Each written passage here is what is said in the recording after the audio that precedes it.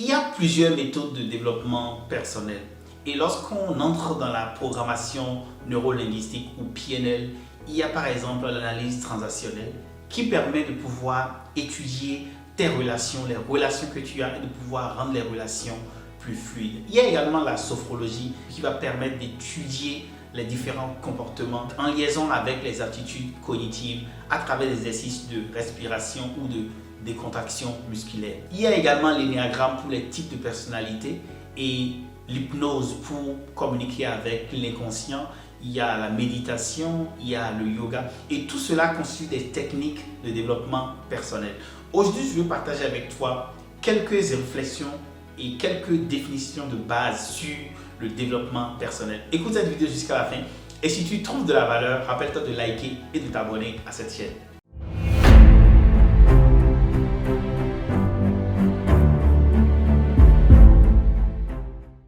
Hey, salut et bienvenue sur l'Impatient. L'Impatient, c'est la plateforme de personnes qui avancent vite et très vite.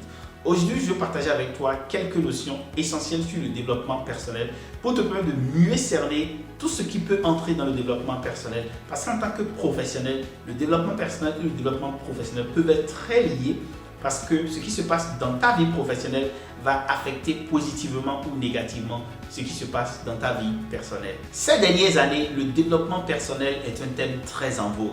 Beaucoup de livres sont sortis, beaucoup de personnes en parlent, des coachs sont nés par-ci, par-là. Et cette notion-là peut être source de confusion. Donc aujourd'hui, je veux partager quelques éléments. La première chose, lorsqu'on pense au développement personnel, la première chose qu'on étudie souvent, c'est la relation avec soi-même. Et ici, il s'agit en fait de pouvoir étudier les motivations profondes. Qu'est-ce qui, au fond de toi, vous pousse ou te pousse à pouvoir agir? Qu'est-ce qui te pousse à prendre des décisions dans tel sens ou plutôt dans un autre? Et lorsqu'on parle de décision, c'est également tout ce qui va te permettre donc de faire tel choix de carrière, d'être motivé au travail ou de ne pas l'être. Et lorsqu'on étudiera dans le développement personnel la relation avec soi-même, on va également mettre un accent et identifier les mauvaises habitudes qui vont être rapidement soit mises de côté ou on va étudier une manière de ne pas leur donner beaucoup d'importance parce que la relation avec soi est un fondement essentiel pour le développement personnel. Et dans ce travail de relation avec soi, on va également travailler pour identifier quelles sont les différentes sources de distraction, tout ce qui t'empêche de pouvoir avancer vers tes objectifs de développement personnel ou vers simplement ton épanouissement en tant qu'individu.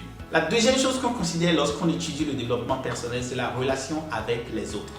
L'être humain est un être social, donc nous sommes dans un environnement.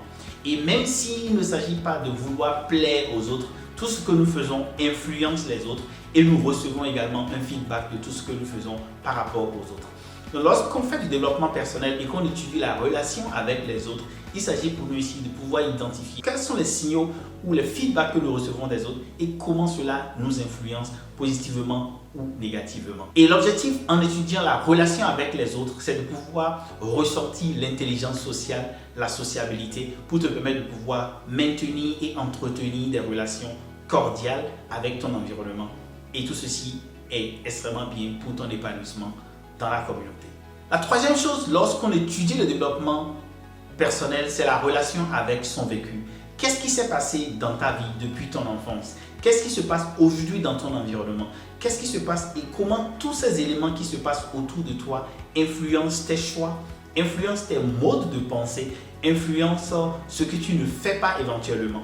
Et lorsqu'on étudie la relation avec le vécu, on essaie d'identifier tout ce qui peut être à la base de différents choix. Ça peut être des traumatismes, ça peut être des choses qui t'ont vraiment marqué depuis l'enfance, des attitudes par exemple de méfiance systématique avec d'autres personnes ou des attitudes de naïveté ou de confiance extrême. Donc tout cela va être étudié dans la relation avec le vécu lorsqu'on est en train de faire du développement personnel. Dans la vie professionnelle comme dans la vie de tous les jours, tu auras des feedbacks, les gens vont t'attaquer, les gens vont te faire des reproches.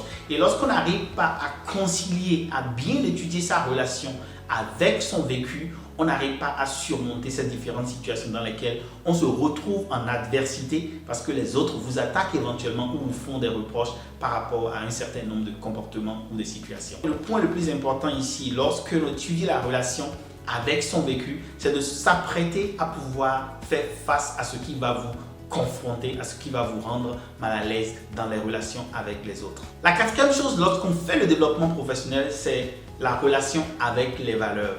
Il est important, et ceci je l'ai déjà dit plusieurs fois sur cette chaîne, lorsque nous travaillons, il faut rester conforme avec ses valeurs. Et donc lorsqu'on est en train de faire le développement personnel, on va entrer dans l'étude, dans l'analyse de vos valeurs, des valeurs que tu défends.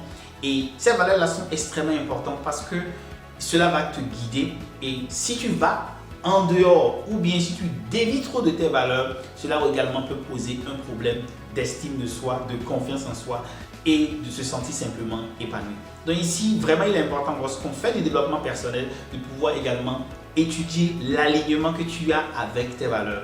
Et parlant de valeurs, il y a beaucoup de valeurs que tu peux avoir, n'est-ce pas? L'entraide, la générosité, le partage, la vérité, et tout ceci est extrêmement important. Et lorsque donc on fait le développement personnel, on va chercher à voir est-ce qu'on s'aligne sur ces valeurs-là. Il y a des valeurs qui peuvent être des valeurs morales, il y a également des valeurs qui peuvent être des valeurs professionnelles, la rigueur, l'assiduité, la discipline, etc. Similairement, lorsque tu es une personne qui change vite ses valeurs également, il faudra en être conscient et mesurer l'amplitude ou les conséquences que cela peut avoir dans tes relations avec les autres. Par exemple, si tu changes beaucoup vite tes valeurs, les gens peuvent ne plus savoir à quoi s'attendre lorsqu'on collabore avec toi. Ça peut effriter un peu les relations. Et d'un autre côté, si tu es une personne qui a des valeurs plutôt constantes, on peut s'attendre à un certain nombre de comportements de ta part. On peut savoir que, ok, face à une situation telle, voici comment telle personne va réagir et cela facilite éventuellement des relations. La sixième chose dont il faut être conscient lorsqu'on parle de développement personnel, c'est un plan de développement. Et ici, ceci est extrêmement important. Lorsqu'on parle de plan de développement, il s'agit de définir des objectifs, donc de dire, voici ce que je veux atteindre par rapport à ma vie.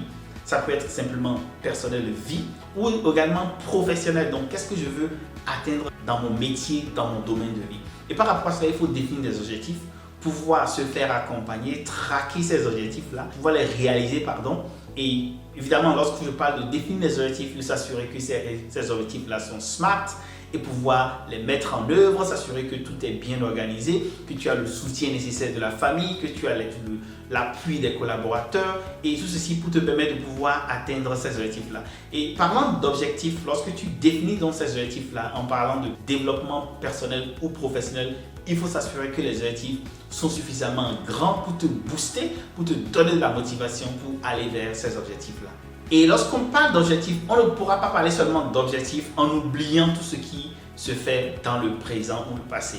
N'est-ce pas? Il faudra faire un état des lieux de la situation passée et éventuellement de la situation actuelle, se demander où est-ce que je me situe par rapport à ce que je veux devenir, par rapport à ce que je veux faire de ma carrière, par rapport à ce que je veux simplement faire de ma vie. Et lorsqu'on fait ce diagnostic-là, on se projette mieux à l'avenir, on se projette mieux vers ce qu'on veut atteindre comme objectif.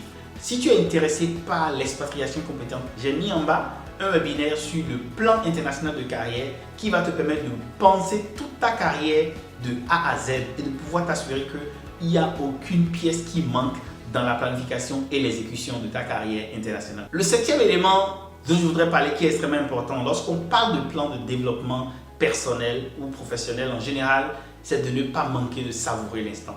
Ce que j'ai dit peut paraître très sérieux, très formel ou un peu trop serré. Mais il faut se rappeler, tout ceci, c'est pour bien vivre, c'est pour savourer la vie, savourer les moments que l'on passe sur cette terre. Et donc, lorsqu'on parle de plan de développement, il faut vraiment se rappeler qu'il faut savourer tout ceci. Et lorsque vous travaillez avec moi, l'impatient, on s'assure que à toutes les étapes, que vous ne soyez pas une personne anxieuse. On s'assure de mettre du fun, de s'assurer qu'il y a des éléments de distraction. On s'assure que tout n'est pas morose et que tout n'est pas trop coincé, serré. Et donc voilà quelques éléments que j'ai voulu partager avec toi sur le développement personnel. Dis-moi ce que tu penses de ceci. Et à ton avis, quel est l'aspect le plus important du développement personnel? Dis-moi cela en commentaire. Et si tu as trouvé de la valeur dans cette vidéo, rappelle-toi de liker et de t'abonner à cette chaîne-là et de partager cette vidéo, car partager, c'est grandir ensemble en Afrique. Je suis Marius Chabi et j'accompagne les professionnels compétents à s'expatrier. Pour travailler avec moi, m'écrire en commentaire privé ou sur vip@l'impatient.com. Et sur ce, portez-vous bien. Bye bye.